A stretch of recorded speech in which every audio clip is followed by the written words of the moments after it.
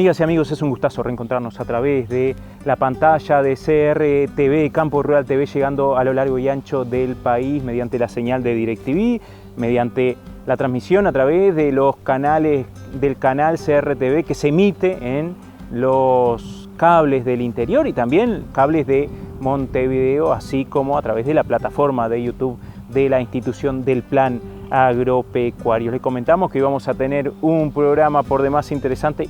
Claro está, uno pretendería que así fuera, por lo menos con los contenidos que se seleccionan por parte de los técnicos del Plan Agropecuario para ser transmitidos a través de este programa. Técnicos del Plan Agropecuario, también técnicos de instituciones amigas como son el Instituto Nacional de Investigación Agropecuaria, como es la Facultad de Agronomía, va a ser la información de hoy. Pero sin más que agregar, vamos directamente a la palabra de los protagonistas. Compartimos los avances. Hoy vamos a estar charlando con el ingeniero agrónomo Carlos Molina sobre los resultados de la encuesta RIN realizada a productores asociados al Plan Agropecuario y perteneciente al mes de abril y comienzos de mayo. También vamos a estar charlando con el ingeniero agrónomo Esteban Montes sobre el mercado internacional de la carne, quiénes son los demandantes, los oferentes y cómo todo este panorama incide en el mercado interno ganadero.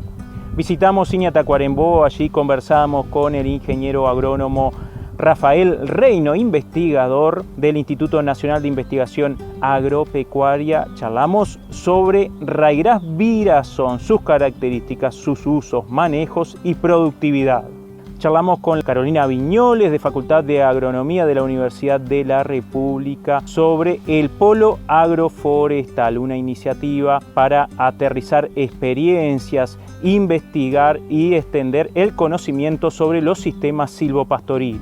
En el marco de la campaña de INASE Cosecharás lo que siembras, compartimos la experiencia de una productora de frutillas de Canelones, la experiencia de Esther Pérez.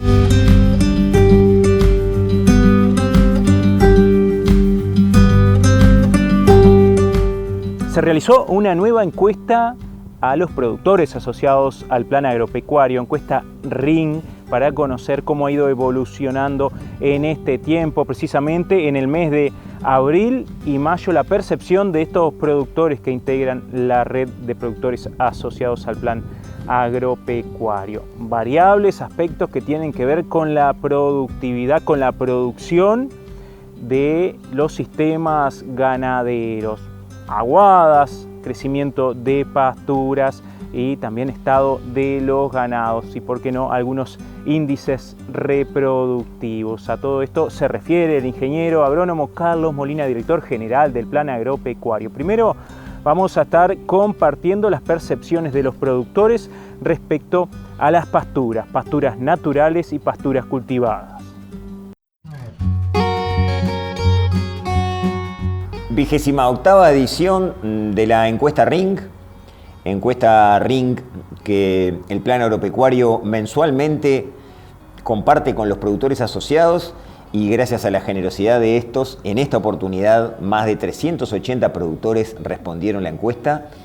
Nos hacemos desde los ojos de los productores cómo están sus establecimientos, desde el punto de vista de las pasturas, el estado de las haciendas, algunas decisiones coyunturales, en esta oportunidad algunos resultados de diagnóstico de preñez, el tema aguadas, el tema bichera, el tema garrapata. Una mirada desde los ojos de los productores que, como les decía, es su 28ª edición, es decir, 28 meses hace que la RIN sistemáticamente genera información muy importante para nosotros, porque a partir de la misma nos permite, además de hacernos una muy buena mirada de cómo está la situación, diseñar acciones de extensión para atender esa situación. Yendo concretamente a la disponibilidad de pasturas, todos sabemos que desde la primavera hasta febrero hemos sufrido una de las peores sequías de los últimos tiempos. En el mes de marzo se recupera la situación por la llegada de las lluvias, se recupera la disponibilidad de pasto El 60% de los productores que estaban por debajo de 3 centímetros de altura de disponible en febrero pasan al 22%. Eso es una muy buena recuperación en el mes de marzo, pero lamentablemente en el mes de abril, esta encuesta pregunta por el mes de abril, en el mes de abril otra vez la falta de lluvias no nos permiten consolidar ese incremento en disponibilidad de pasturas y se queda ahí. El 20% de los productores siguen por debajo de 3 centímetros y el 70% de los productores están por debajo de 5 centímetros de disponibilidad en la boca del invierno. Una situación realmente crítica en muchos establecimientos, en muchas zonas del país, debido, como decíamos, a la fuerte sequía que tuvimos en primavera, verano y en algunos lugares por segundo año consecutivo y en algunos lugares del país también por tercer año consecutivo. Si nosotros comparamos esta situación de mitad finales de otoño, previo a la entrada del invierno 2023, comparado con 2022 y 2021, es por lejos esta situación la peor situación que tenemos desde que existe la RIN. Porque, como les decía, el 73% de los productores tienen por debajo de 5 centímetros de disponibilidad de campo natural, cuando en 2022 o en 2021 apenas eran el 40 y algo por ciento. Es decir, hay una situación de extrema gravedad en cuanto a lo que tiene que ver disponibilidad de pastura proveniente del campo natural. El campo reverdeció, el campo mostró su resiliencia, el campo natural, una vez más, pero fue corta la respuesta por la falta de precipitaciones, nuevamente, como les decía, del mes de abril. Esa falta de precipitaciones también impactó en la implantación de los verdeos y en el estado actual de los verdeos invernales, donde prácticamente el 70% de los productores nos dicen que la situación de sus verdeos, avena o ryegrass, es de media a pobre. Y muchos productores tuvieron que resembrar porque, bueno, la lluvia falló, el verdeo nació, pero después la falta de precipitaciones lo llevó a una situación crítica que los productores tomaron la decisión de resembrar. Algo similar pasa con las praderas, es decir, estamos hackeados por varios lugares con la oferta de pasto, el campo natural, los verdeos y también las praderas, donde el 79% de los productores, casi el 80% de los productores, nos dicen que la situación de sus praderas es de media a pobre. Cuando además, en el 36% de los casos que responde la RINC, a las praderas se la llevó la sequía, otro costo de la sequía que se está identificando, que se está cuantificando a partir de la RINC. No solo la falta de pasto proveniente del campo natural, sino la situación de verdeos y la pérdida de praderas con lo que eso lleva en un establecimiento ganadero. Eso es lo que tiene que ver entonces con lo relacionado a la disponibilidad de pastura de distintas fuentes.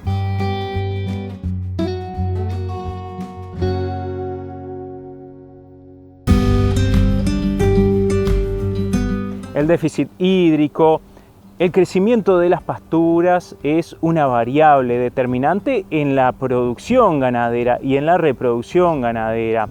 El ingeniero Molina se va a estar refiriendo al estado de los ganados, de los rodeos de cría, también a los diagnósticos de gestación realizados hasta el momento y el estado de las aguadas y disponibilidad de este recurso en los establecimientos ganaderos de acuerdo a la percepción de los productores asociados que respondieron la encuesta RIN.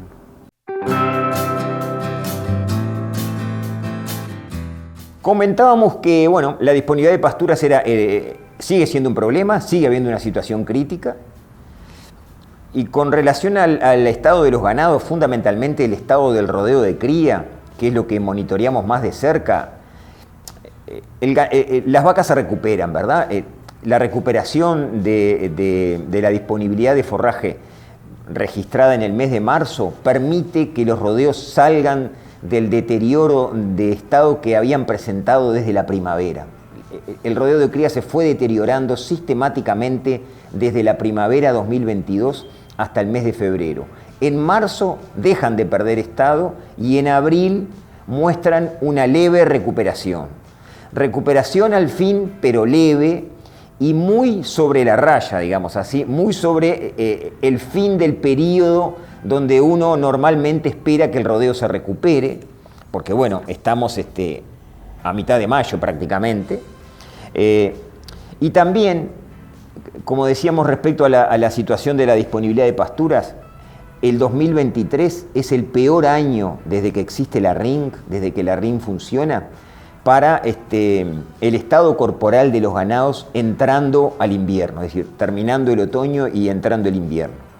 En 2021 y 2022, apenas el 3% de los productores que respondieron la RINC tenían su rodeo de cría por debajo de una condición corporal de 3.5 en la escala de condición corporal. Hoy, en 2023, primer semana de mayo, el 14% de los productores todavía tienen su rodeo de cría en una condición corporal por debajo de 3.5 y el 65% tienen su rodeo de cría en una condición corporal entre 3.5 y 4. Es decir, hubo una recuperación, pero una recuperación, podemos decir que menos de lo esperable, menos de lo deseable, menos de lo que ocurre en un año normal y bueno, ya con el final del periodo de recuperación de estado muy cerca. También le preguntamos a los productores, además de cómo está el estado de sus vacas, si habían realizado diagnóstico de gestación. El mes anterior, el 80% de los productores nos contestó que sí, que normalmente realizan diagnóstico de gestación, sea a través de tacto o a través de ecografía, con un profesional veterinario de su confianza. Y en el mes de abril, el 40% de los productores que responden la RINC realizó diagnóstico de gestación. Estos productores se puede decir que tienen resultados alentadores. De ese 40% de productores que responde que ya hizo el diagnóstico de gestación, el 42% logra resultados por encima de 80% de preñez en el rodeo general. Eso, si uno lo mira así fríamente y mirando la condición de precipitaciones, de pasto, de clima en general que vivimos en primavera y verano, es un resultado realmente satisfactorio. No obstante, si uno compara este resultado en este momento, primeros días de mayo, con respecto al año pasado, el 60% de los productores que respondió la RINC lograron más de 80% de preñez en el rodeo general, cuando en este 2023 apenas el 42% logra ese más de 80% de diagnóstico de preñez. Es decir, hay un escalón para abajo, hay un escalón para atrás, un retroceso en esos niveles de preñez logrados por estos productores comparando este año con el año pasado. Eso a nivel de rodeo general. Lo mismo sucede con las vacas de segundo entore o las vacas de primer cría, como le querramos llamar. También hay un retroceso. Se logran resultados satisfactorios. El 36% de los productores logra más de 80% de preñez en sus diagnósticos, pero el año pasado se lograba más de 80%, el 60% de los productores. Es decir, prácticamente que casi la mitad de los productores permanecen en este nivel de más de 80% de diagnóstico de preñez en esa categoría complicada con respecto al año 2022. Sin lugar a dudas, esa situación que pintamos de dificultad, de altas temperaturas, falta de disponibilidad de pasto, a pesar de las decisiones de los productores de destetes temporarios, destete precoces, usos de suplementación, ventas tempranas, manejo diferencial del rodeo, a pesar de eso, hay un retroceso en los resultados de preñez, tanto en el mes de marzo, es decir, en la RINC del mes pasado, como en esta RINC respecto al 2022. Vamos a ver el mes que viene, cuando consolidemos la totalidad seguramente de los diagnósticos realizados, qué nivel de escalón para atrás tenemos en este ejercicio respecto al 2022. Lo otro que es bien importante en este momento, previo a la entrada del invierno, es el estado de las vaquillonas 1-2, ¿verdad?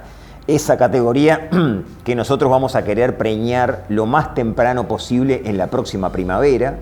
Le preguntamos a los productores por esa categoría cuánto estaban pesando para, todos sabemos que en el invierno hay que hacerles algún tratamiento diferente a las terneras y a las vaquillonas, o si no tenemos que esperar pérdida de peso. Le preguntamos a los productores y casi la mitad de los productores, el 43% de los productores que responden la RIN, el peso de sus vaquillonas en este momento, vaquillonas de categoría 1-2, es de menos de 240 kilos. Los 240 kilos son como un límite por el cual por debajo se me va a complicar seguramente para preñarlas temprano en la primavera, para tener buenas preñeces y de calidad, que es lo que me va a permitir reordenar el rodeo o mantener el rodeo ordenado si yo logro que esa categoría se preñe en un alto porcentaje y se preñe temprano. Entonces, con esos resultados de que casi la mitad de los productores tienen las vaquillonas pesando menos de 240 kilos, es muy importante, atender esta categoría. Atender esta categoría quiere decir, las tengo que suplementar, les tengo que dar, pastorear algún verdeo que tengo realizado, tengo que monitorearlas de cerca y manejarlas con una alimentación diferente, si es que quiero que logren peso de entore y desarrollo para su entore lo más temprano posible en la próxima primavera. Es fundamental, así también como es fundamental el tema de la gestión del poco pasto que hay, el tema de la gestión y la toma de decisiones oportunas respecto no solo a esta categoría vaquillonas 1-2, sino también respecto al rodeo general y a las terneras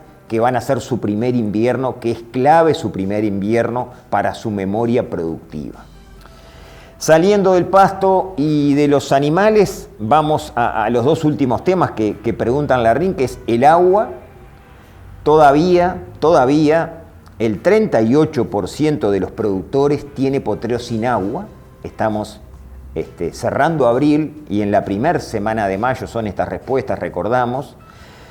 A pesar de las lluvias que hubo en marzo y de las pocas lluvias que hubo en abril, aún tenemos casi el 40%, 4 de cada 10 productores que responden la RIN con problemas de agua en sus establecimientos.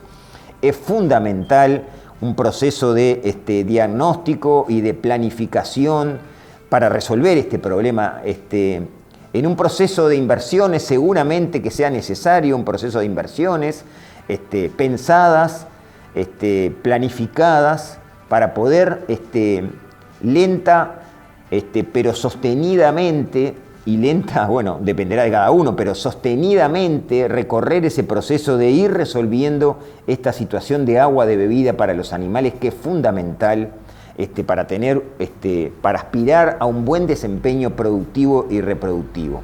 El Plan Agropecuario ofrece capacitación para una buena gestión del agua, tanto para productores como para colaboradores, como para técnicos, con ese objetivo de contribuir a una buena gestión y a una buena planificación, a un buen diseño de un sistema de abrevadero, de un sistema de gestión del agua que permita lograr buenos desempeños y que el agua no sea una restricción en momentos de falta de lluvia. Y lo último, bichera, con un ambiente seco como sigue estando, el 70% de los productores dicen que la afectación de la bichera en sus establecimientos es baja.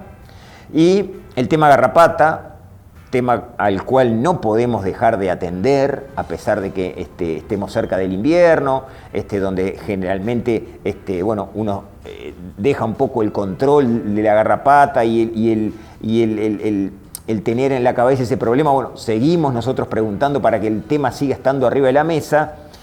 El 58% de los productores que responden la RIN responden tener garrapata en sus establecimientos y gestionan esa situación de diferentes maneras con un profesional veterinario.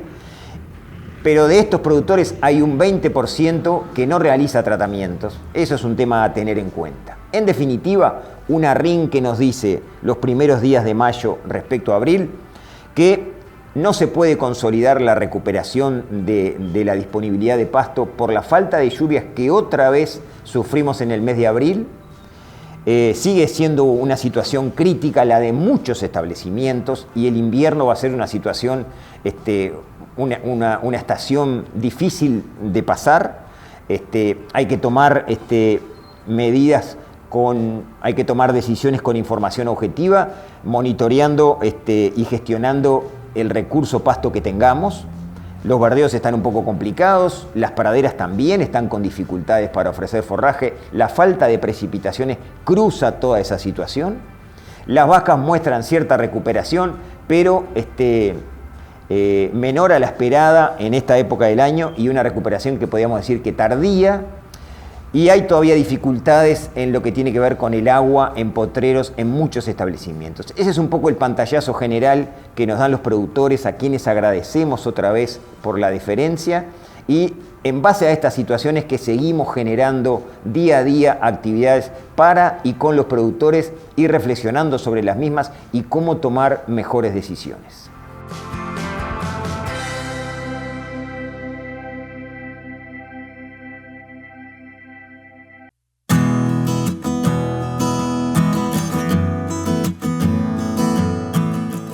El Plan Agropecuario es una institución referente para la ganadería nacional que mediante actividades de extensión, capacitación no formal, generación de información y generación de herramientas para la toma de decisiones, contribuye con el desarrollo sostenible e innovador del sector ganadero. Hoy es necesario adaptarse a los tiempos y leer el contexto, motivo por el cual el Plan Agropecuario definió su plan estratégico para los próximos 3 años con aportes de las gremiales que tienen representación en la Junta Directiva, de funcionarios, representantes del Poder Ejecutivo y los integrantes del órgano directriz de la institución. Esta guía organizativa enfatiza en el aumento de productividad como una meta alcanzable e ineludible, ya que debido a la demanda externa es necesario aumentar la producción. En este marco se definió como objetivo general del plan estratégico mejorar la productividad de los establecimientos ganaderos para mejorar la calidad de vida de quienes producen, beneficiando al sector, la sociedad y al país. 20 kilogramos por hectárea en 20 años. Es la idea fuerza que moverá este proceso y para su puesta en práctica se han definido 6 líneas estratégicas, cada una con metas cuantificables y tangibles, permitiendo su evaluación continua. Estas líneas estratégicas son: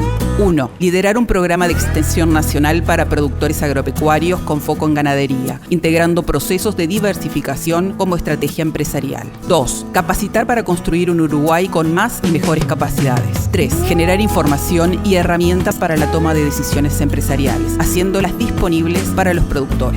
4. Promover y mejorar la comunicación con los usuarios de los servicios brindados por el Plan Agropecuario. 5. Generar proyectos que mejoren la producción y el negocio de los productores de manera sustentable. 6. Fortalecer los principales activos institucionales, el capital humano, los equipos y la imagen del Plan Agropecuario. Con este mapa, que guiará a la institución durante los próximos 3 años, nos proponemos continuar cumpliendo los objetivos institucionales expuestos en la Ley de Creación del Plan Agropecuario, manteniendo el compromiso con el desarrollo de los productores, el sector ganadero y el país. Para conocer el plan estratégico completo, acceda a planagropecuario.org.uy.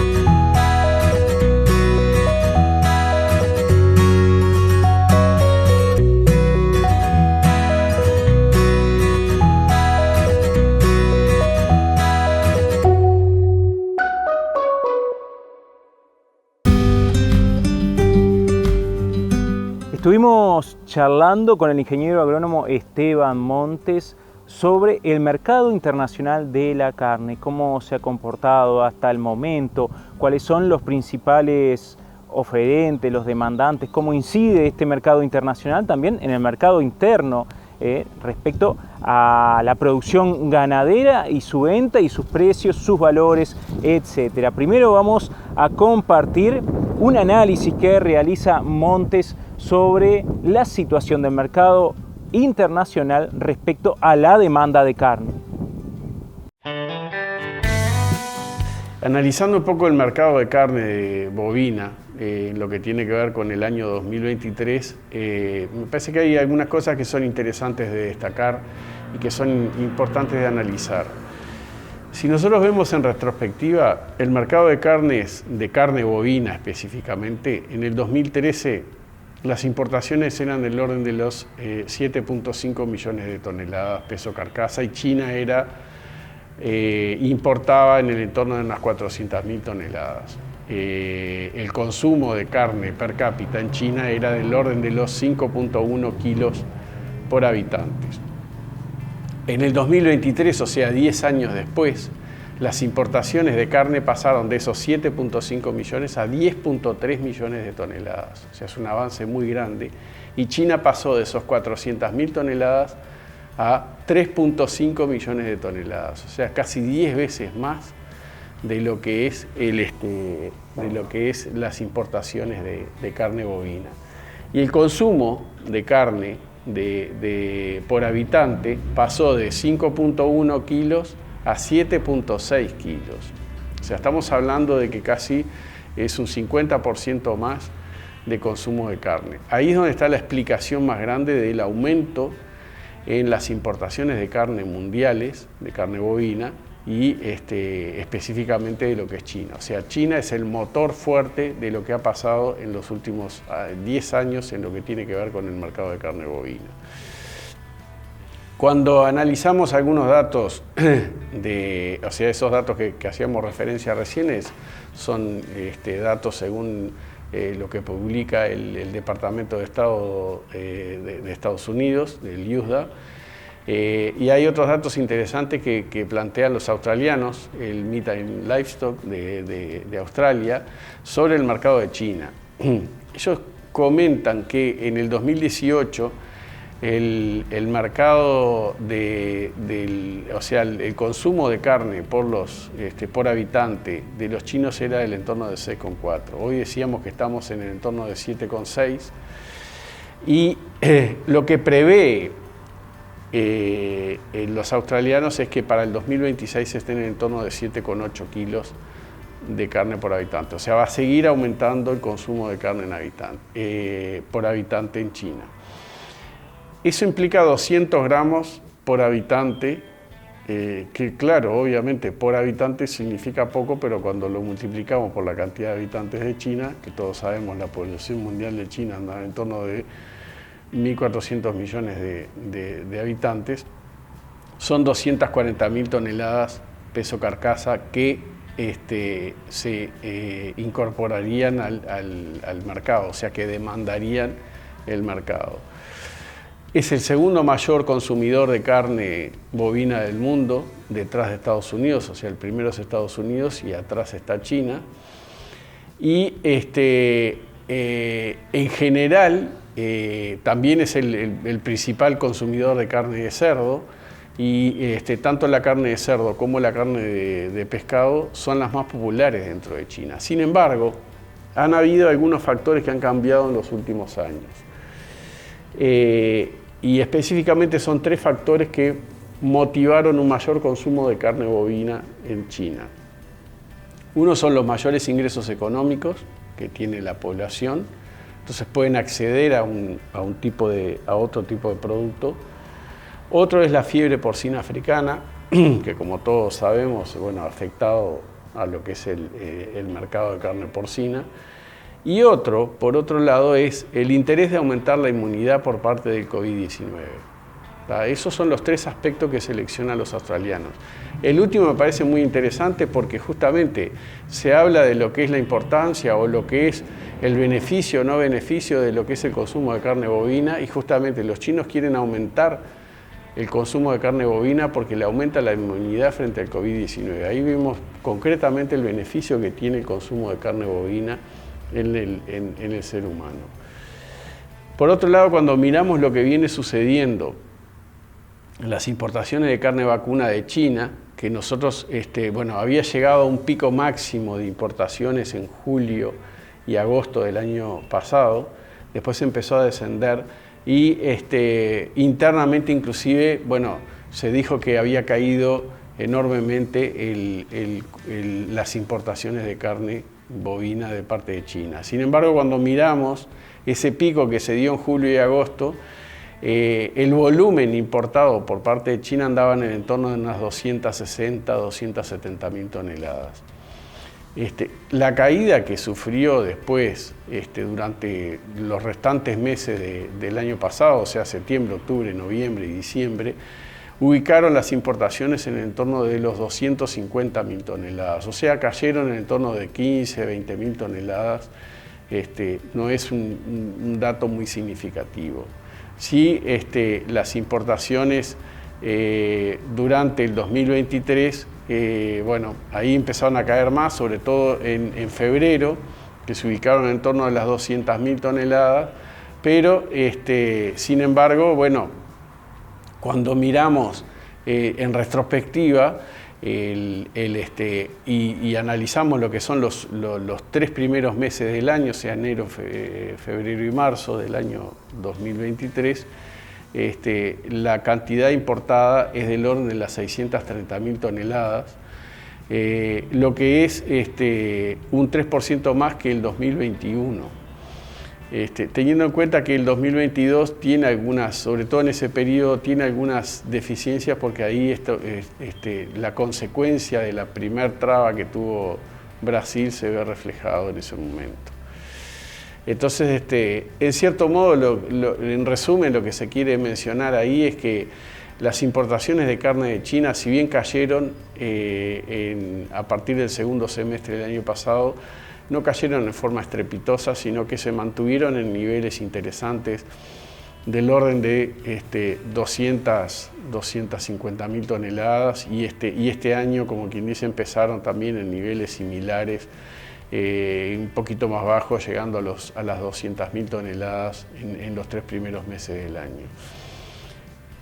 Lo que sí hay una diferencia importante es en los precios, o sea, China ahí bajaron considerablemente los precios y de un pico de precios que se dio en julio y agosto del año pasado, del orden de las $7.500 la tonelada. Esto es tonelada peso embarque, no hay que hacer ninguna referencia con respecto a lo que son los precios que nosotros exportamos, sino que lo que hay que ver es justamente en términos relativos lo que es la caída de precios que ha sufrido, que pasó de esos $7.500 la tonelada en julio y agosto, como decíamos, del año pasado, a valores del entorno de $5.500 y $5.000 la tonelada. Entre 5.000 y más sobre $5.500 la tonelada. Entonces son $2.000 de caída de precios que son bastante interesantes.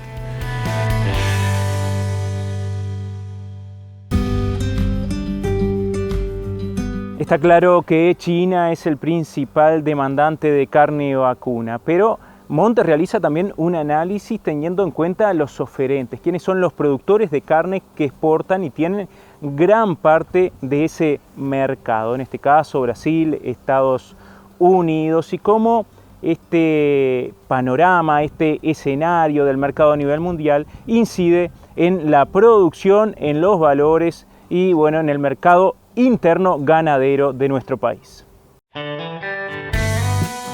Con respecto a la oferta de carne, Estados Unidos y Brasil son los mayores exportadores de carne y significan el 37% de las exportaciones. Obviamente que ambos tienen una fuerte incidencia en China Pero hay un dato curioso que son lo que significan las exportaciones de Brasil a China.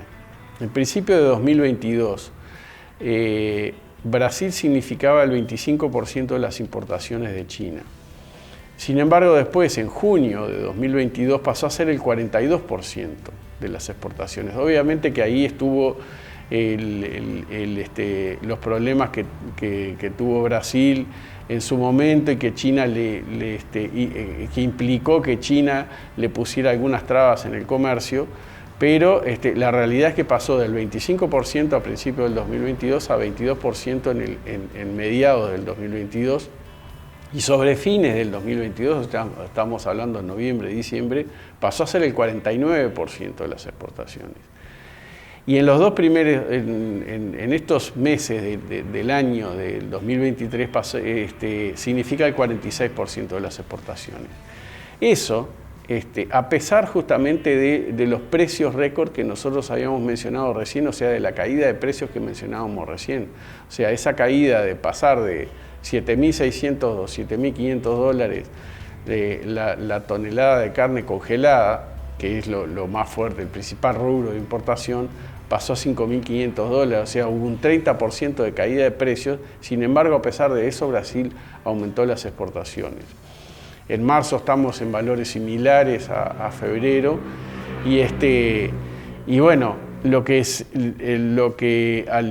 conclusión de lo que podemos llegar frente a esto es: Brasil ha aumentado mucho las exportaciones de carne a China y ha desplazado obviamente a otros mercados, y entre ellos es Uruguay, a pesar de una caída de precios. Y esa es la conclusión concreta en cuanto a que tenemos que competir con un monstruo como Brasil, que significa una parte muy importante del mercado. Recordemos que es el principal exportador de carne del mundo, y a pesar de las caídas de precios, Brasil sigue exportando. O sea, es un 20% de lo que produce, lo que exporta, o sea que eso significa que se tiene que sacar el producto de encima, y si hay caídas de precios igual asume esas caídas, y eso perjudica a todo el mercado.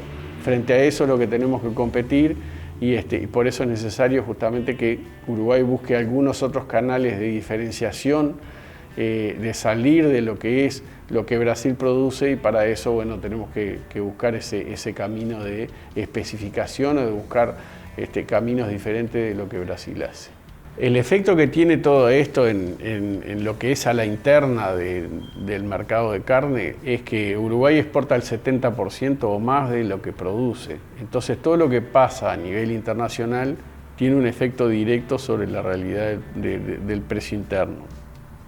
Entonces, en la medida que los precios internos, los precios de exportación sean elevados, los precios internos lo van a hacer.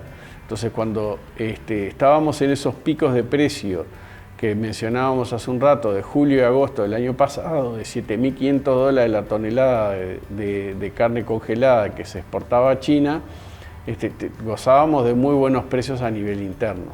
Cuando cayeron los precios, y en cierto modo Brasil nos desplazó de China, eso se vio reflejado justamente en lo que es la baja de precios que hubo en el segundo semestre del año pasado, y los impedimentos que tuvo también el mercado a nivel interno, en el sentido de que no, es un mercado que no es tan fluido y no es tan demandante, justamente porque hay un oferente que es Brasil, que estaba ocupando los mercados que nosotros estábamos ocupando, y sobre todo había a menores valores de lo que se estaba dando. Entonces eso se trasladó a nivel interno, y fue la caída de precios que se dio durante el segundo semestre del año pasado, y que bueno, que en cierto modo continúa. Hoy ese mercado se está recuperando, y se está viendo justamente que esos datos se reflejan a nivel interno. Obviamente van de a poco, va respondiendo de a poco, pero en la medida que logremos captar mayor volumen, o sea, poder colocar mayor volumen y a mejores precios, eso se va a ver reflejado a nivel interno, directamente, porque justamente tiene una relación directa cuando nosotros miramos lo que son los precios de exportación. Por algo INAC publica lo que es la relación de precios entre lo que se exporta y lo que se paga al productor, y eso tiene una relación muy directa, justamente porque la exportación tiene una incidencia muy grande sobre lo que es, o sea, sobre el total producido.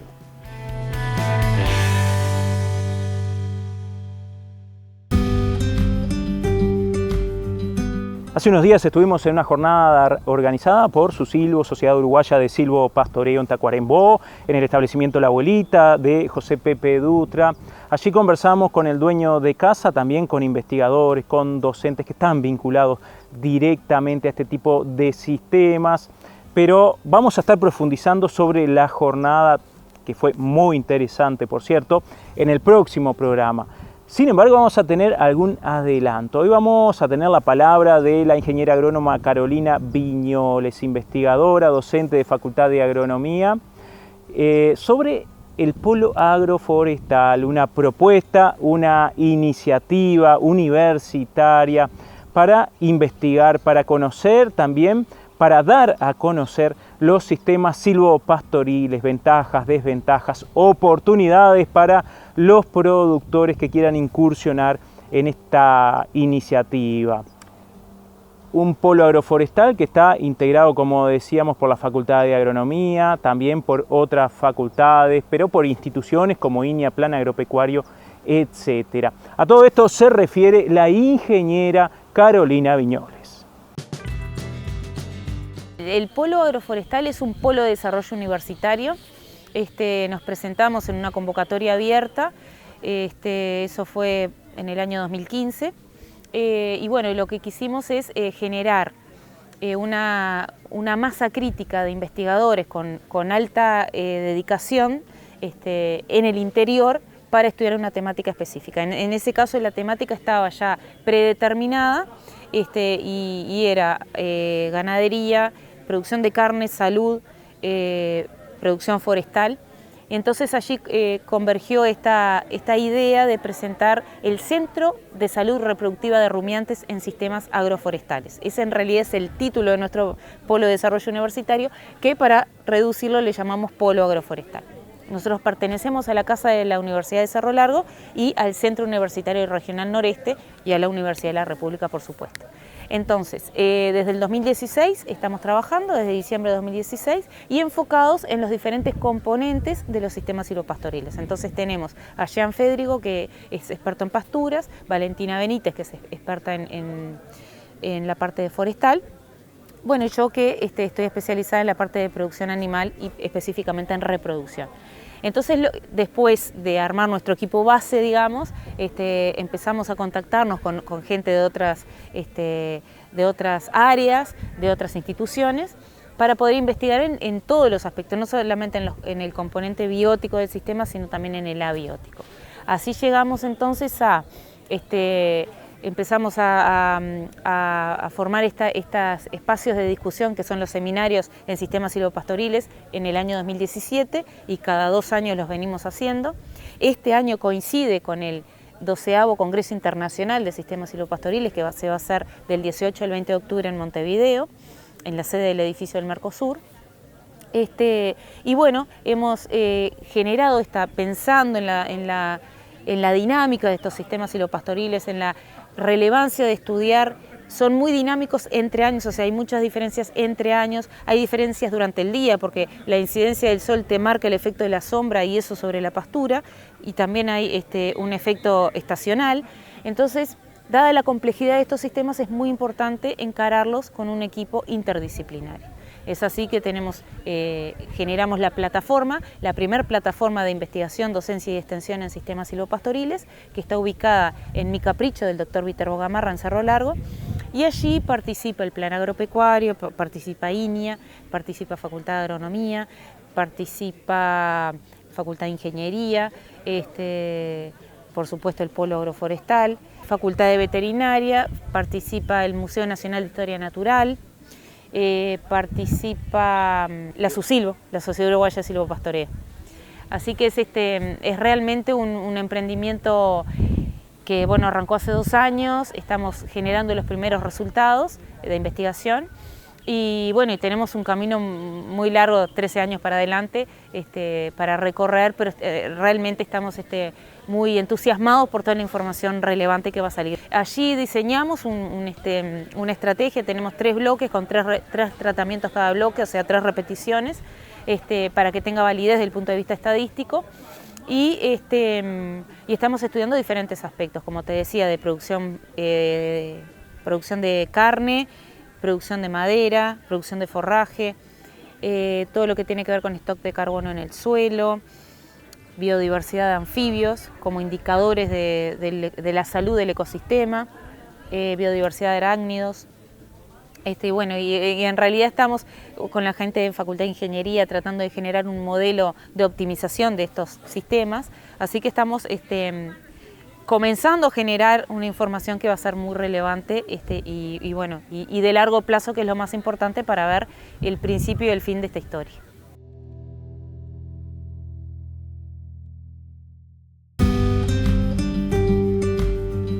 Continuamos compartiendo la campaña realizada por el Instituto Nacional de Semillas, INASE, sobre los usos, los servicios, la calidad que el utilizar semilla de buena calidad nos permite. En este caso vamos a compartir la experiencia de una productora de frutillas de San Antonio, departamento de Canelones, la experiencia de Esther Pérez.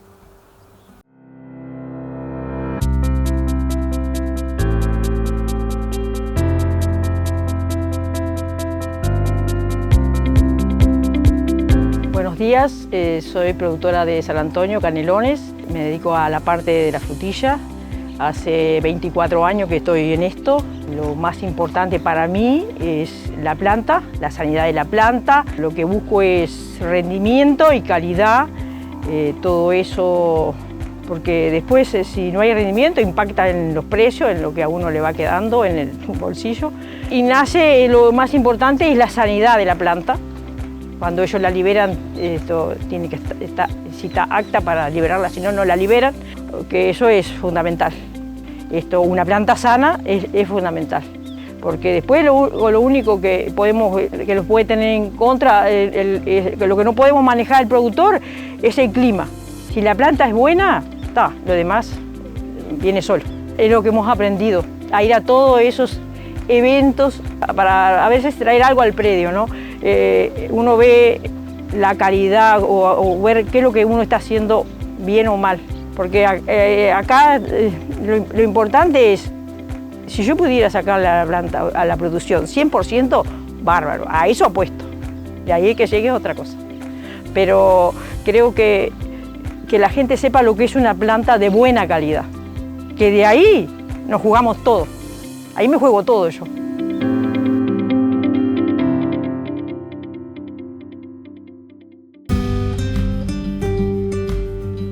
Estuvimos en Iña, Tacuarembó, allí conversamos sobre pasturas con el ingeniero agrónomo Rafael Reino, investigador del Instituto Nacional de Investigación Agropecuaria. Una de las pasturas de las cuales charlamos es un ryegrass perenne que hace poco tiempo se puso a disposición de los productores, seleccionado en Uruguay. El ryegrass Virazón, sus usos, sus características, cómo manejarlo, cuál es su productividad, a todo esto se refiere Rafael Reino. Bueno, ryegrass perenne Virazón es el primer ryegrass perenne mejorado en Uruguay, es parte del trabajo en conjunto que hacemos con Ryson, con PGG Ryson.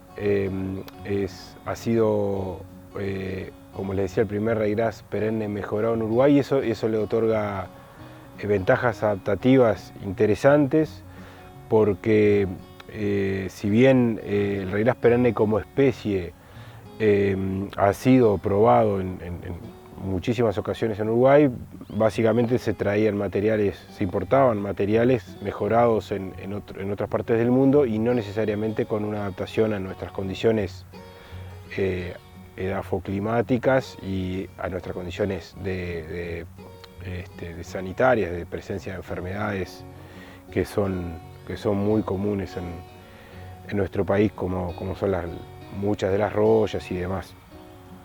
Y bueno, en este sentido, Reirás perenne virazón se destaca por su capacidad de sobrevivir al menos 2 veranos, es lo que nosotros hemos evaluado para situaciones de rotaciones cortas de pasturas. Tiene una muy buena sanidad, destacada sanidad, que a su vez mejora la persistencia y la productividad. Y la producción de forraje también es muy destacada cuando la comparamos con otros raíraces perennes habitualmente disponibles. Y la importancia o el rol que puede jugar el raíraz perenne en nuestra paleta de opciones es muy interesante porque puede ser el integrante de una rotación corta con achicoria, con trébol rojo, en aquellos ambientes de drenaje un poquito más imperfecto, donde habitualmente la mezcla que usábamos incluía cebadilla, que la cebadilla tiende a funcionar muy bien en suelos muy bien drenados, pero tiene menos adaptación a suelos no tan bien drenados, y ahí el raíraz perenne juega un rol importante, puede ser el integrante de esa mezcla con achicoria y rojo en ambientes un poquito más húmedos.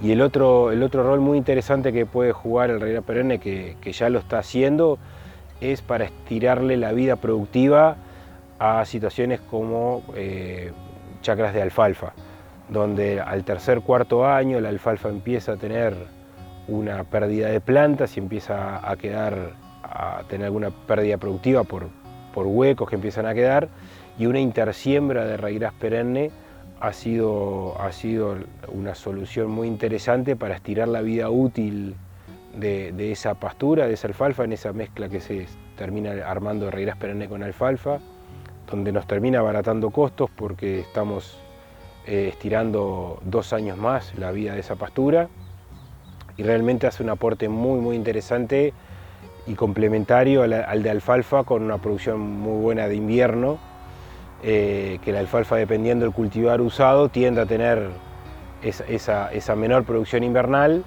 que la complementa muy bien el raíraz. Y sobre todo aumenta la calidad del forraje ofrecido en todo el año, y ha tenido muy buenas respuestas productivas este tipo de intersiembras en alfalfares. Es una especie de mayor requerimientos tanto en fertilidad natural de los suelos y en cuanto a la respuesta que tiene al agregado de nutrientes, sobre todo al nitrógeno, pero sí requieren niveles mínimos de fósforo y de otros nutrientes que puedan acompañar. En mezclas con alfalfa, donde ya puede haber una residualidad de nitrógeno por la propia fijación de la alfalfa, igual tiene muy buenas, interesantes respuestas a la fertilización nitrogenada. Y en mezclas con achicoria y trébol rojo, lo mismo, pero es una especie de altos requerimientos en cuanto a fertilidad natural de suelos. Es una especie que está recientemente liberada, las experiencias son más acotadas en el tiempo.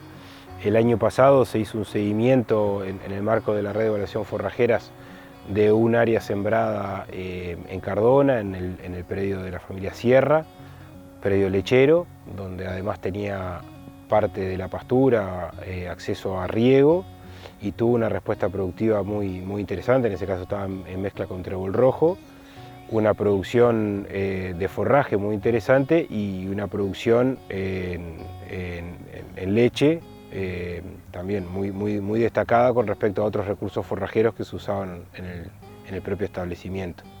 Bueno, las recomendaciones de uso son de estas dos opciones que mencionamos anteriormente, son las que donde le vemos mayor valor, en las rotaciones cortas o en la intersiembra de alfalfares para estirar la vida útil.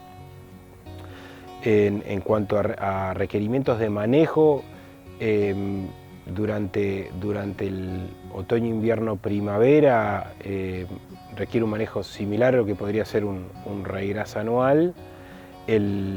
La diferencia con un ryegrass anual es que el ryegrass perenne persiste vegetativamente durante el verano, y ahí requiere un manejo un poco más controlado, de forma de no estar haciendo un uso excesivo que termine agotando las reservas de la planta.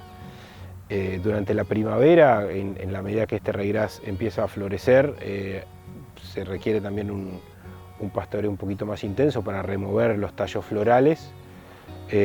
Esta floración es más tardía de la que se dan en ryegrasses anuales en general. Y con esa remoción de tallos reproductivos también estamos favoreciendo una alta proporción de macollos vegetativos en la pastura, que son los que tienen la capacidad de permanecer y de armar una muy buena pastura tempranamente en el otoño.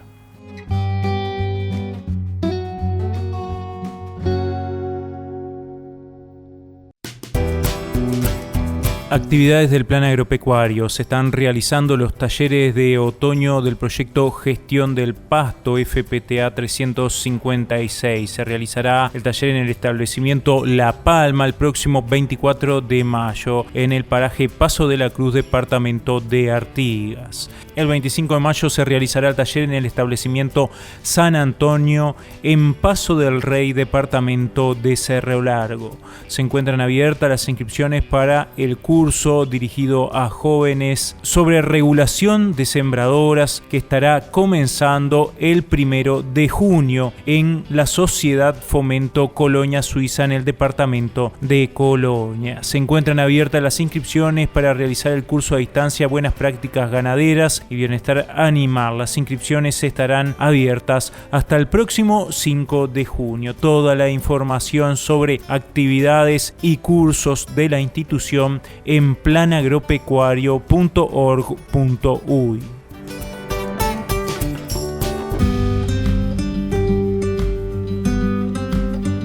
Amigas y amigos, ha sido un gustazo haber compartido esta hora de información, de noticias, de recomendaciones técnicas, de resultados de investigación, de nuevas propuestas e iniciativas, para conocer la percepción de los productores también, para conocer cómo está funcionando el mercado mundial de la carne y cómo esto afecta a los productores. Muy amplia la propuesta de este programa. No queremos despedirnos sin antes enviarles un saludo a la familia Rogel, que tiene su establecimiento Maldonado, pero que vive en Canelones y ve este programa a través del canal de cable.